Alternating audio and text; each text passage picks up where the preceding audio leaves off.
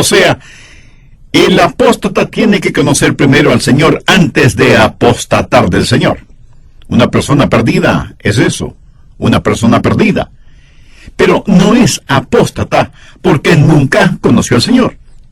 La persona apóstata es una persona salvada, pero que está fuera de la comunión con Dios. Así que bien pudiera ser que este mensaje sea para usted. No lo sé, pero Dios lo sabe. A esta clase de personas se refiere Proverbios 14:14, al decir: de sus caminos será hastiado el necio de corazón, pero el hombre de bien estará contento del suyo. Al preparar este mensaje, de rodillas tuve que preguntarle al Señor: querido Jesús, ¿te amo con todo el corazón? ¿Tengo en mi vida algún pecado no confesado y no arrepentido? Amiga, amigo, yo sería totalmente un necio trayendo este mensaje sobre los apóstatas y ser uno de ellos. Para entender mejor este proverbio, busquemos una ilustración bíblica que clarifique el asunto. Busque 2 de Samuel. Y lo que buscamos está en los capítulos 11 y 12. Estamos hablando de un episodio en la vida de David, cuando él se volvió un apóstata. Debo admitir que yo siento una especial admiración por David, y lo conozco por medio de las páginas de la Biblia. Creo que fue un hombre muy especial. La Biblia lo identifica como un hombre conforme al corazón de Dios. En la Biblia leo que David mató a un león, luego mató a un oso, y más tarde venció al gigante Goliat. Su vida estuvo marcada por el coraje, la osadía y cosas increíbles por Dios. Además fue un hombre muy talentoso, buen administrador y organizador, músico y poeta, un hombre que conocía a Dios. Probablemente fue uno de los hombres más talentosos que Dios puso sobre la tierra. David, el rey de Israel, es un prototipo, una ilustración del Señor Jesucristo. Ahora, después de que él fue ungido rey, supo que tenía que regresar a seguir cuidando las ovejas. Muy pocos hombres en la Biblia han mostrado la genuina humildad que mostró David. De paso, permítame decir que la genuina humildad es una de las marcas de un gran hombre. ¿Qué hombre más humilde y más noble fue David? Sin embargo, gratuitamente, tuvo un formidable enemigo, el rey Saúl, quien varias veces trató de quitarle la vida. Y cuando David tuvo una clarísima oportunidad para matarlo, no quiso hacerlo porque dijo: no pondré mis manos sobre el ungido de Dios. Difícil es encontrar más nobleza en un hombre, tal como la que David poseía.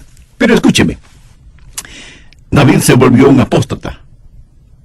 Si yo estuviera escribiendo la biografía de David, a lo mejor estaría tentado a no mencionar este aspecto de la vida de David. Una de las grandes demostraciones de la inspiración de la Biblia es que lo dice todo, porque Dios mantiene un registro de todo. Leí que el lema de un periódico era: si no quiere que todo el mundo lo sepa, no lo haga. Bueno, con David sucedió, y eso fue registrado. Y cuando la Biblia pinta una fotografía, la muestra con arrugas y todo. Recuerda a Alejandro el Grande, hombre que conquistó el mundo conocido de su época, antes de cumplir los 33 años, y que lloró porque ya no había nada más que conquistar. En uno de los retratos se lo presenta con la cabeza agachada, como si estuviera meditando. Pero aquellos que lo conocían dicen que tenía una cicatriz en su cuello y que con esa pose ocultaba esa cicatriz. Cuando la Biblia pinta el retrato de alguien, lo muestra con todos sus defectos e imperfecciones. Y eso es lo que vamos a ver en este horrible episodio en la vida de David. Ahora no quiero que olvide lo que ya he dicho acerca de David. Fue un hombre sabio, bueno, humilde, noble y valiente. Sin embargo, fracasó. Y eso debe servirnos de lección a usted, a mí, a todos nosotros. Porque ninguno de nosotros es más sabio ni mejor que David. Y difícilmente nadie podrá amar más a Dios de lo que David lo amó. Tampoco tenemos ni los talentos, ni las habilidades, ni los recursos que David tuvo. Sin embargo, fracasó. Y eso debe servirnos de advertencia frente a la posibilidad de apostatar. Bien, veamos 2 de Samuel, capítulo 11, que relata el proceso del pecado de David al cometer adulterio con Betsabé. Y para ocultar ese pecado, comete otro pecado mayor: asesinato. Así como lo oye, David cometió asesinato. Y me duele el corazón el decirlo, pero es la verdad. Si no supiera lo que dice la Biblia, estaría tentado a decir que David nunca conoció a Dios. Por eso pecó en forma tan horrible. Y esto debería servirnos de advertencia a todos. Pensemos en primer lugar acerca de la causa del fracaso de David. ¿Qué es lo que motivó todo eso? Veamos 2 de Samuel 11, 1.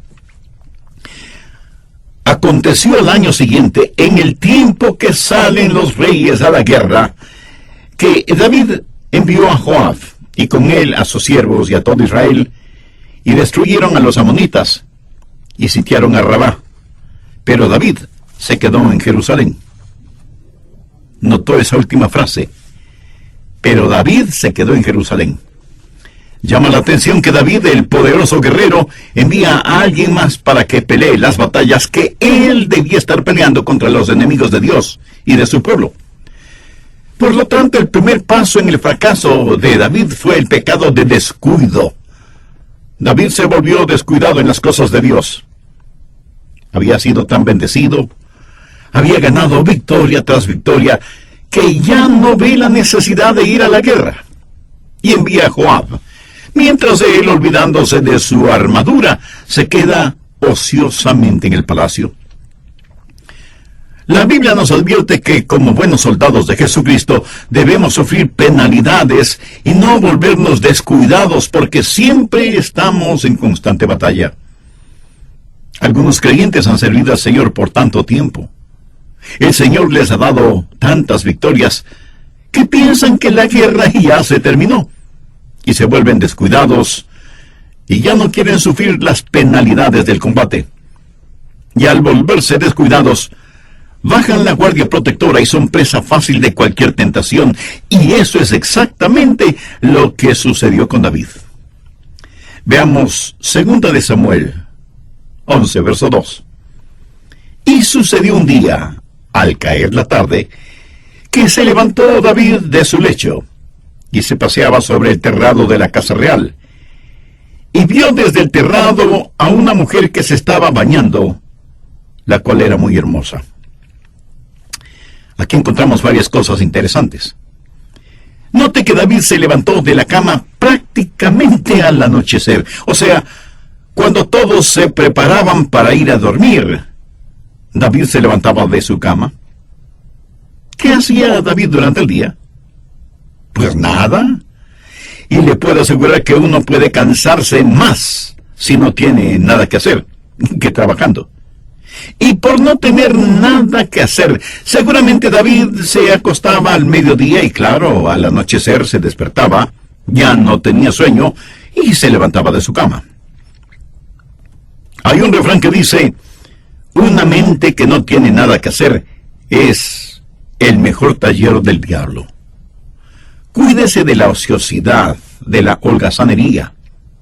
Se suponía que David debía estar en la batalla, pero resulta que está durmiendo, pasando el tiempo descuidadamente, y Dios no quiere que nadie esté ocioso ni sea un holgazán. El pecado del descuido en el caso de David lo llevó en segundo lugar a ser negligente. Veamos nuevamente 2 de Samuel 11:2.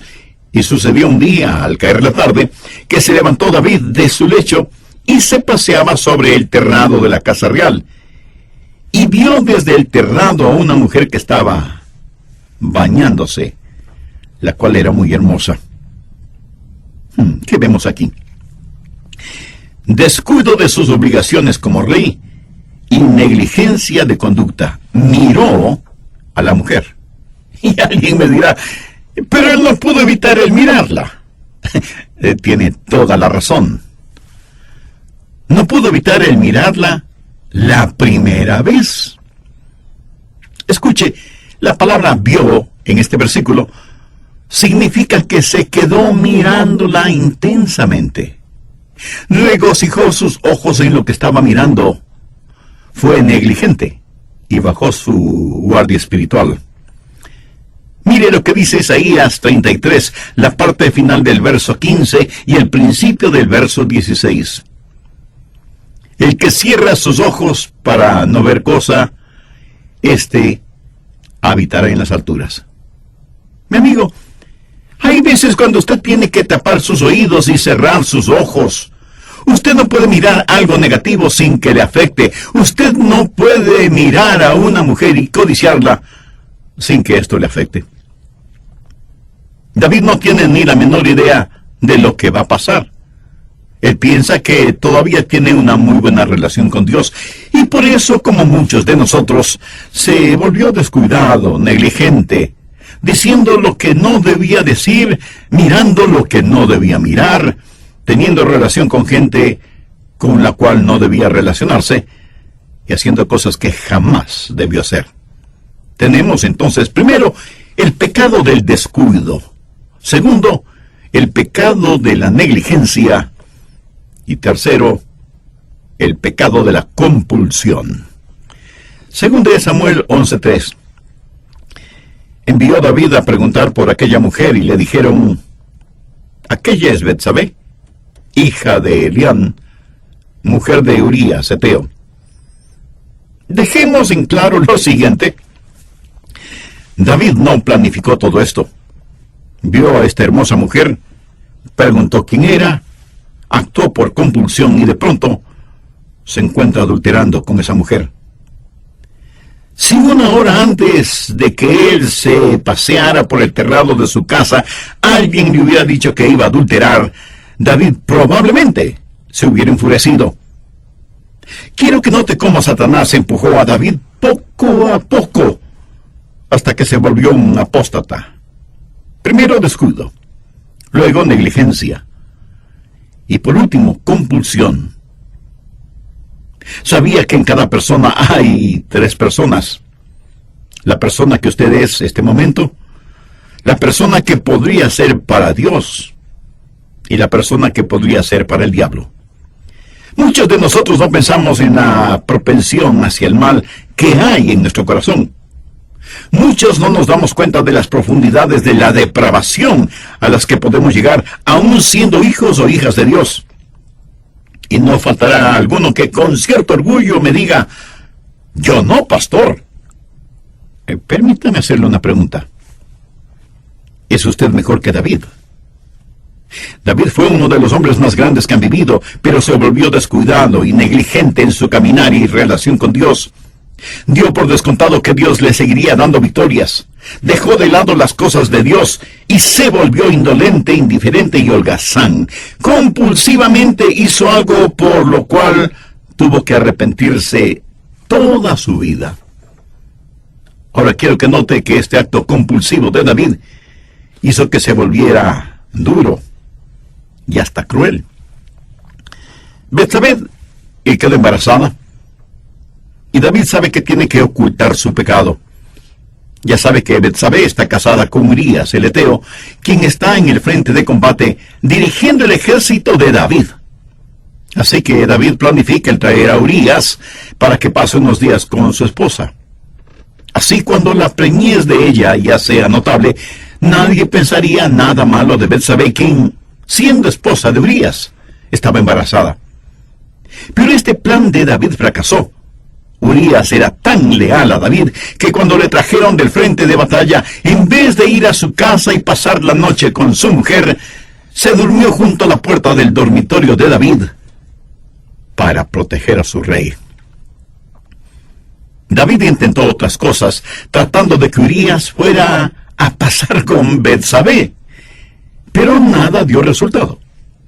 Entonces decidió que Urías debía morir antes de que supiera que Betsabé estaba embarazada, porque sabría de inmediato que ella había adulterado. Así que David llamó a Joab, el comandante de sus tropas, y le ordenó que pusiera a Urías en el sitio más peligroso del combate, y que cuando Urías estuviera peleando contra los enemigos, Joab debía retirar sus tropas y dejar a Urías completamente solo para que los enemigos lo mataran. Entonces David podía decir que Urías murió como un héroe en el frente de batalla. Lo verdaderamente trágico de todo esto es que Urías era amigo de David, y como jefe de las tropas del rey, debería haber contado con la protección de David, pero no fue así. Escúcheme, cuando David cometió adulterio con Betsabé, ese fue un pecado de sangre caliente, por así decirlo. Pero cuando ordenó la muerte de Urías, ese fue un pecado a sangre fría. El primero fue un pecado de compulsión. El segundo fue un pecado de depravación, de callosidad espiritual. Esa fue la causa de la apostasía de David. Ahora veamos el costo de esa apostasía. Busque Proverbios 28:13. El que encubre su pecado no prosperará, mas el que lo confiesa y se aparta alcanzará misericordia. Hubiera sido extraordinario que David, tan pronto como pecó de esa manera, se hubiera acercado y arrepentido, hubiera pedido perdón y misericordia, pero no fue así. Su corazón estuvo encallecido por su pecado y pasó todo un año sin confesar su pecado, todo un año tratando de ocultar su pecado. Busque el Salmo 32:1. Bienaventurado aquel cuya transgresión ha sido perdonada y cubierto su pecado. David por fin comprendió y tenía que haber estado ya en paz con Dios para poder decir esto. Y porque se supo perdonado, pudo también decir, bienaventurado el hombre a quien Jehová no culpa de iniquidad y en cuyo espíritu no hay engaño. Y luego lo que sigue diciendo en el Salmo 32 no es más que el testimonio de lo que él vivió durante un año. Veámoslo. Verso 3. Mientras callé, se envejecieron mis huesos en mi gemir todo el día. David está confesando que mientras trató de ocultar su pecado en forma física, envejeció prematuramente. Así como un corazón justo y alegre es medicina para el alma, el pecado es el veneno para la vida. Por su pecado, David se sentía absolutamente miserable. ¿Cómo se siente usted cuando peca? ¿Le molesta la conciencia o está tan encallecida su alma que ya no oye la voz del Espíritu de Dios? ¿Tiene usted una relación personal e íntima con Dios por medio del Señor Jesucristo? Estamos estudiando un muy triste episodio en la vida del rey David. Como base bíblica estoy utilizando Proverbios 14:14 y los capítulos 11 y 12 de Segunda de Samuel. Vimos que el primer paso en el fracaso de David fue el pecado de descuido. David se volvió descuidado en las cosas de Dios. El segundo paso en el fracaso de David fue el pecado de la negligencia. Al descuidar sus obligaciones como rey, se volvió negligente en su conducta. El tercer paso en el fracaso de David fue el pecado de compulsión. Sin embargo, en el Salmo 32 encontramos el quebrantamiento que experimentó David. Bienaventurado aquel cuya transgresión ha sido perdonada y cubierto su pecado. Bienaventurado el hombre a quien Jehová no culpa de iniquidad y en cuyo espíritu no hay engaño. Y en el versículo 3 David declara, mientras callé, se envejecieron mis huesos en mi gemir todo el día. Por su pecado, David se sentía absolutamente miserable. Bien, continuemos con el material para hoy. Verso 4. Porque de día y de noche se agravó sobre mí tu mano. David reconoce que Dios lo tuvo en su puño. Lo puso bajo profunda convicción. Permítame decirle que si usted se ríe y no le da importancia a su apostasía, es porque nunca ha sido salvo. David dice, se volvió mi verdor en sequedad de verano, ¿Sabe lo que eso significa? Que él se sentía árido y seco espiritualmente. Se sentía como reseca arena del desierto, en urgente necesidad de un oasis. Y aunque muchas veces los apóstatas se ríen de su apostasía, David no lo hizo, porque para él todo este asunto fue verdaderamente serio. Si usted está bien y en paz con Dios, ha sido salvado y es hijo o hija de Dios, nacido de nuevo, usted no puede vivir alejado de Dios. Dios no abandonó a David, a pesar de su pecado. Por un año David había tratado de ser más listo que Dios, y lo único que consiguió fue envejecer prematuramente. Pero cuando sintió la disciplinadora mano de Dios sobre él, y sintió la aridez interna de su alma, supo que ya no tenía comunión con Dios. Por lo tanto, se sintió el hombre más miserable sobre la faz de la tierra. Era un hombre salvado, pero sin la comunión con Dios. Ese fue el costo de la apostasía de David. Terrible precio a pagar por unos instantes de placer sexual. Ahora quiero que veamos la crisis en la apostasía de David. Dios provocó una crisis en la vida de David y lo hará también en su vida. Si usted es un hijo o una hija de Dios, 4 cosas le sucedieron a David y que pueden sucederle a usted también. Primero, convicción. El Santo Espíritu de Dios habló y trajo convicción al corazón de David. ¿Alguna vez usted ha sentido esa clase de convicción? Dios puso su mano sobre los hombros de David y le hizo sentir convicción por su pecado. Ahora, el momento que Dios pone esa convicción en nosotros, si somos sabios, confesaremos nuestro pecado delante de Dios. Mire lo que dice 1 Corintios 11, en paráfrasis mía. Si nos juzgamos a nosotros mismos, no seremos juzgados por los demás. Si ustedes son padres y tienen o tuvieron hijos, sabe que a veces fue necesario disciplinarles físicamente a fin de corregir en ellos algún mal hábito. Pero los disciplinó motivado por el amor que Él les tenía y les tiene. Y aun con la disciplina física, les dice a sus hijos, les amamos. Y la Biblia dice que si nos juzgamos a nosotros mismos, no les damos a los otros la oportunidad para que nos juzguen, porque siempre o casi siempre nos juzgarán equivocadamente. Si tenemos la suficiente honestidad para decirle a Dios que hemos pecado y le pedimos perdón, Dios nos perdonará porque Él nos dio la convicción de nuestros pecados. En lo relacionado con David, él no actuó de esa manera, por lo que Dios tuvo que actuar de otra manera. Segundo, castigo. Dios tuvo que empezar a castigar a David. Y eso es lo que se refleja en el Salmo 32. La Biblia dice en Hebreos 12:6, porque el Señor al que ama disciplina y azota a todo el que recibe por hijo. Si usted está viviendo en pecado y se ufana porque Dios no le hace nada, es porque a lo mejor usted no es salvo realmente. Mire el verso 8 de Hebreos 12. Pero si se os deja sin disciplina, de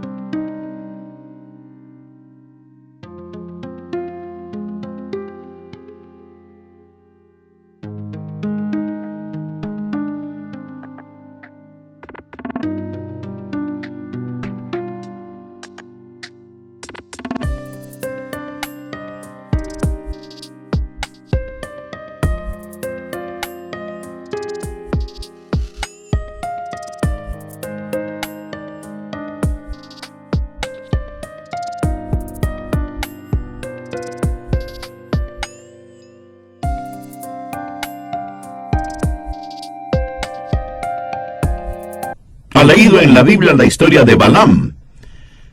Fue un profeta que no hizo la voluntad de Dios y estaba montado en su asno. Y el asno vio en el camino a un ángel de Dios y se asustó y presionó la pierna de Balaam contra las rocas, lastimándole.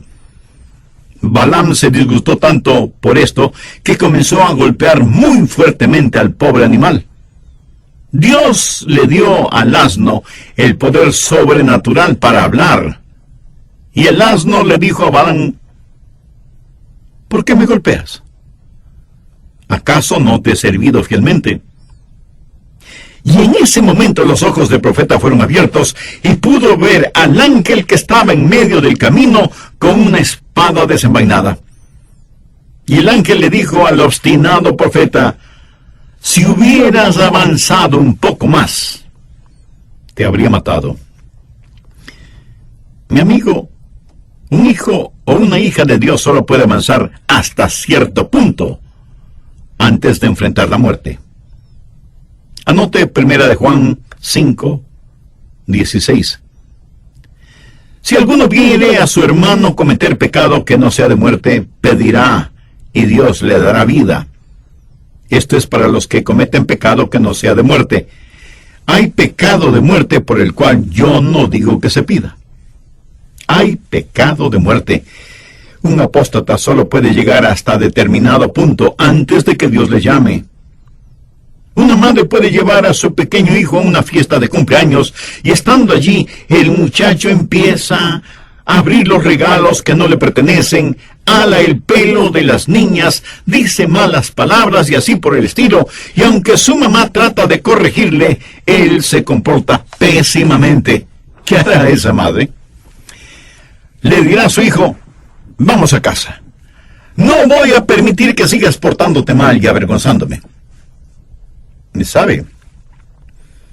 Eso es exactamente lo que Dios hará con algunos de sus hijos o hijas. Dios dirá: se te acabó la fiesta, vamos a casa. No voy a permitir que te sigas portando mal. Y usted tendrá que responder por su comportamiento cuando esté frente al tribunal de Cristo. La Biblia dice que hay un pecado de muerte. David no llegó hasta ese punto porque él confesó su pecado. Si no lo hubiera hecho así, hubiera muerto tal y como el profeta se lo había dicho. Usted dice que es un hijo o una hija de Dios. Dice que es salvo y nacido de nuevo. Pero si usted vive habitualmente pecando, entonces usted es un apóstata. Y si no recibe ninguna disciplina por parte de Dios, entonces ni siquiera es salvo. Y por lo tanto su destino eterno será la condenación. Y alguien me dirá: Pastor Rogers, eso suena bastante fuerte. Mi amigo, quiero que sea fuerte, porque tengo la impresión de que las iglesias están llenas de paganos bautizados que nunca han nacido de nuevo, pero que creen que van rumbo al cielo. A quien el Padre ama, lo disciplina y azota. Y esto no es un invento mío. Dios lo dice así en su palabra. Hace algún tiempo atrás, mi esposa y yo estuvimos en una conferencia en la Florida. Como estuvimos en 2 sesiones diferentes, ella me invitó para que escuchara al predicador. Extraordinario predicador. Sin embargo, cayó en el mismo pecado que David. Y algunos pastores nos reunimos para orar por él y con él. Sin embargo, él se obstinó en su pecado y endureció su corazón a la voz de Dios. Y presentimos que algo iba a suceder con él. Días después supimos que mientras él estaba de pie junto a su auto, vino otro vehículo a toda velocidad, chocó violentamente contra su carro y le quitó la vida. Un hombre de Dios que había apostatado de Dios. Amigo, usted no puede jugar de esa manera con Dios. He conocido a muchos que fueron llamados a la presencia de Dios habiendo desafiado a Dios y sin arrepentirse. ¿Qué pasó con la apostasía de David? Por favor, busque el Salmo 89. Lo escribió David porque él sabía que Dios era un Dios que respetaba los pactos. En este salmo, David habla de la manera en que Dios trata a aquellos que le aman. Desde el verso 30. Si dejaren sus hijos mi ley, y no anduvieren en mis estatutos, si profanaren mis juicios, y no guardaren mis mandamientos, entonces castigaré con vara su rebelión, y con azotes sus iniquidades. Ahora ponga atención a lo que dice desde el verso 33. Mas no quitaré de él mi misericordia, ni falsearé mi verdad. No olvidaré mi pacto, ni mudaré lo que ha salido de mis labios. Una vez he jurado por mi santidad, y no mentiré a David. Está hablando del pacto que Dios hizo con David y sus descendientes, que heredarían la tierra. Permítame decirle que Dios hace un pacto mucho más grande con sus hijos cuando ponemos nuestra fe en el Señor Jesucristo. Y si desobedecemos, nos volvemos contra su ley. Si apostatamos, Dios nos hará sentir su vara disciplinaria, y hasta es posible que vayamos rumbo a la eternidad, más pronto de lo que esperábamos. Pero cuán bueno es saber que si confesamos nuestros pecados, Él es fiel y justo para perdonar nuestros pecados y limpiarnos de toda maldad. Permítame terminar contándoles una historia verídica. Hace muchos años, un joven príncipe de la India le regaló a la reina Victoria de Inglaterra lo más valioso que él tenía: el diamante Koh-i-Noor, que es probablemente el más famoso diamante en la historia. Tenía el tamaño de un puño de un hombre con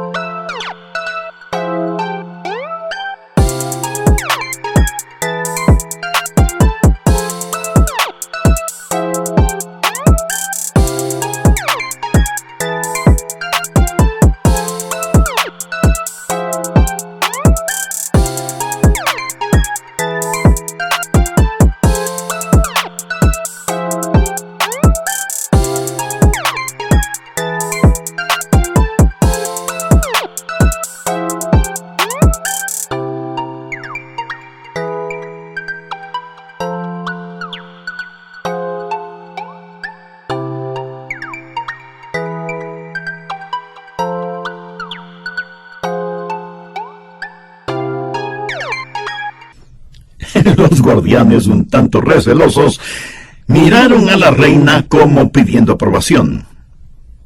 Ella, con una sonrisa, les dijo que sí. Entonces el príncipe, con ese enorme y hermoso diamante en sus manos, se acercó a la reina y le dijo: Majestad, cuando le regalé este diamante, era solo un jovencito que no entendía a plenitud lo que estaba haciendo. Pero lo hice con la sinceridad y el corazón de un niño. Pero ahora que soy un hombre, sabiendo completamente el significado de lo que estoy haciendo, vuelvo a dárselo como mi tributo de admiración y respeto. Qué cosa más hermosa. Yo creo que muchos entregan su corazón a Cristo siendo niños. Son sinceros en eso.